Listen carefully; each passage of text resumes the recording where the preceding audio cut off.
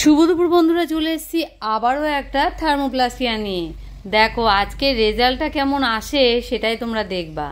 আমার এই ক্লায়েন্ট আগের দিন এসে হেয়ার কালার করে গেছিলো। তা দেখো হেয়ার কালার করার পর পুরো ব্ল্যাক থেকে কত সুন্দর একটা কালার এসেছে। ফুল হেয়ারে এই কালারটা করানো হয়েছিল।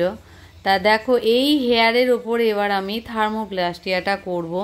সেটার রেজাল্টটা শুধু দেখবা কতটা সুন্দর একটা রেজাল্ট আসে আর কি সুন্দর দেখতে লাগে। তা সেটার জন্যই দেখো এই যে রেজাল্টটা এসছে। দেখো আমি ফিনিশিং পর্ব চলছে এখন। লাস্টে যে আয়রনটা সেটা আমি এখন করছিলাম। শেষেরটা একবার যেহেতু একটু ফিনিশিং দিতেই হয়, দিলে মানে ভালো লাগে। তা শেষের দিকে একটা ফিনিশিং চলছিল।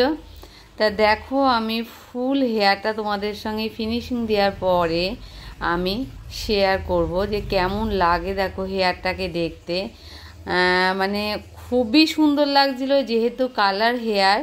এই হেয়ারে যেন করে মানে আরও একটা দুর্দান্ত একটা রূপ এসেছিল হেয়ারের মধ্যে।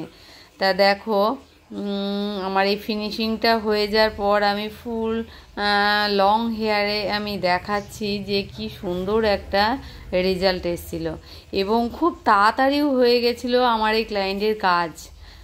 যেটা অন্য সময় খুব দেরি হয় হয়তো দু একটা হেয়ারে, এই হেয়ারটা কিন্তু খুব তাড়াতাড়ি হয়ে গেছিলো তুলনামূলকভাবে। তা দেখো একদম লংয়ের মধ্যে ছিল হেয়ারটা, সেই হেয়ার থেকে কতটা সুন্দর লাগছে তোমরা শুধু দেখো একবার হেয়ারটাকে। আর একটু আবঝা আবঝা এসছে কেন, কারণ পুরো ঘরে একটু ধোঁয়া ছিল, যেহেতু আমরা কাজ করার সঙ্গে সঙ্গে ঘরটা যেহেতু বন্ধ ছিল, এসি চলছিল দেখে ঘর বন্ধ ছিল বলে কিছুটা আয়রন করার সময় একটু ধোঁয়া ধোঁয়া ভাব থাকে, যার জন্যে আমার মানে ছবিটা একটুখানি যেন আবছা অস্পষ্ট লাগছে, ফ্রেশটা কম লাগছে। কিন্তু তোমরা বুঝতে পারবে যে কি পরিবর্তন হয়েছে হেয়ারের। আর অত রাফ একটা হেয়ার সেইখান থেকে কতটা সৌন্দর্য এসছে হেয়ারে। দেখো যারা থার্মোপ্লাস্টিয়া করতে ইচ্ছুক তারা অবশ্যই যোগাযোগ করবে। যোগাযোগ নাম্বার আমাদের দেয়া থাকবে। অসম্ভব সুন্দর, যাদের প্রচণ্ড পরিমাণে হেয়ারে জট পাকায় আর কি। আমার এই ক্লায়েন্টেরই যেটা হচ্ছিল, মানে একটুও মানে চিরুনি দেওয়া যাচ্ছিল না, এত জট পাকাচ্ছিল।